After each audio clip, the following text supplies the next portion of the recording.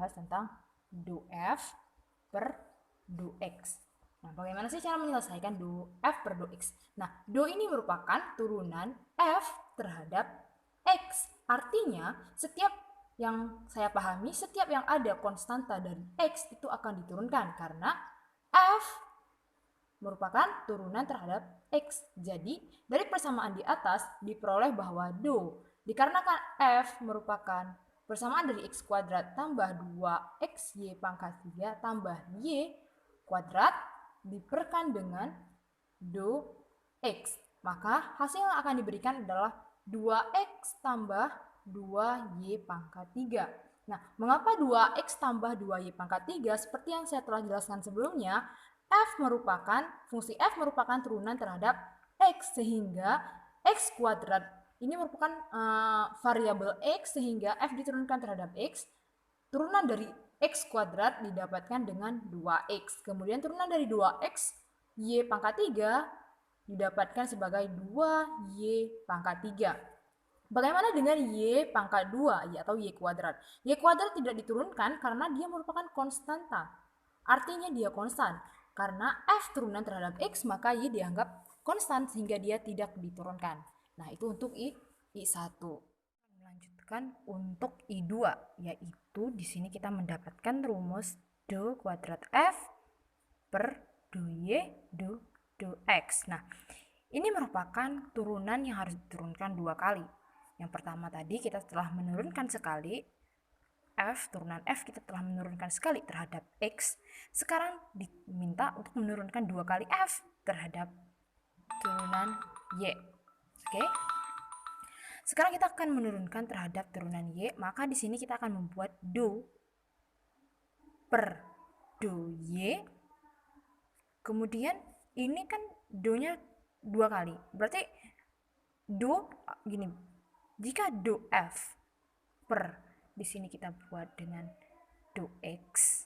Nah, maka akan kembali lagi ke rumus semula, yaitu do dikali do f itu pasti akan dapat do kuadrat f, do y per do y dan do x. Sehingga do dapat kita keluarkan, dan di sini untuk memudahkan karena do f per do x kita telah menemukan jawaban dengan 2x tambah 2y pangkat 3, sehingga ini lebih memudahkan apabila kita ingin menurunkan 2 kali terhadap y.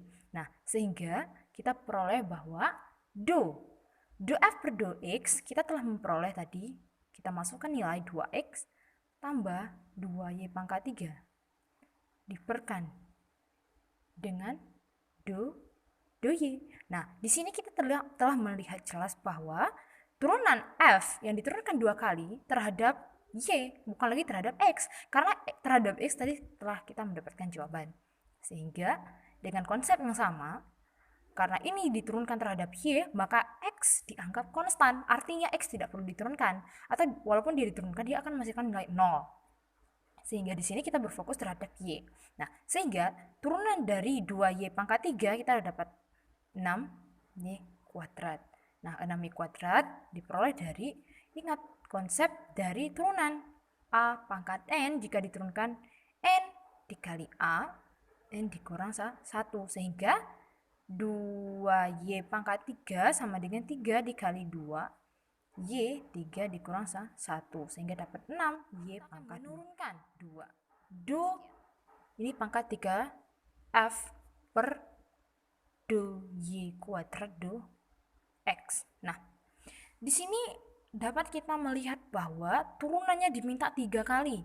Yang pertama sekali, kedua kali, dan 3 kali. F diturunkan 3 kali. Sehingga untuk memudahkan persamaan, untuk memudahkan penurunan, kita dapat menggunakan konsep yang seperti yang I2, di mana kita di sini dapat membuat do.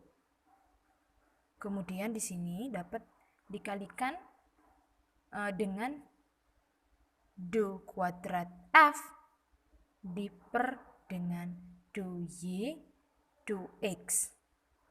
Di sini dapat diper dengan do y. Nah, mengapa saya mengeluarkan do y? Mengapa tidak do x? Sebenarnya kalau kita mau buat ini akan kembali lagi ke persamaan yang kedua. Seandainya di sini saya buat do y kuadrat sedangkan di sini do X, maka pasti akan berbeda seperti itu. Sehingga, maaf mungkin agak buram sedikit. Nah, sehingga dari persamaan ini kita telah menemukan turunan 2 kali F terhadap do Y do X itu sudah didapatkan dengan nilai 6Y kuadrat. Artinya, ketika kita ingin memasukkan ke persamaan selanjutnya, do, kita memasukkan nilai 6Y kuadrat, jangan lupa ditutup, do Y. Nah, di sini terlihat jelas bahwa turunan dari tiga kali F diturunkan 3 kali terhadap ini Y-nya berarti diturunkan 2 kali, ini diturunkan sekali. Nah, di sini berarti 6Y kuadrat diturunkan sekali atau diturunkan terhadap variabel Y, bukan variabel X. Artinya X di sini dianggap konstan dan pun di sini tidak ada X seperti itu. Sehingga di sini dengan mudah dapat kita peroleh bahwa turunan dari 6Y kuadrat itu sama dengan 12Y. Artinya, di sini terlihat jelas dari 3 contoh atau 3 turunan yang kita lakukan bahwa yang pertama, turunan F terhadap X, kemudian turunan F terhadap Y dan terhadap X. Di sini tapi kita udah menurunkan, makanya kita buat tadi do F per do X, dan yang nomor 3 juga demikian.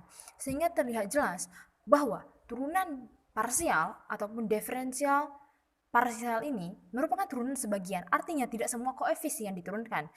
Tapi kita harus melihat dulu, ditinjau dulu terhadap apa diturunkan. Misal di sini terhadap X, apakah di sini terhadap Y, apakah di sini juga terhadap X atau Y. Artinya kita harus membuat turunan ini diturunkan terhadap suatu variabel dan dianggap variabel lain itu dianggap konstan. Seperti itu. Karena nanti ada koordinat X dan koordinat dari Y. Sekian yang dapat saya jelaskan. Terima kasih. Wassalamualaikum warahmatullahi wabarakatuh.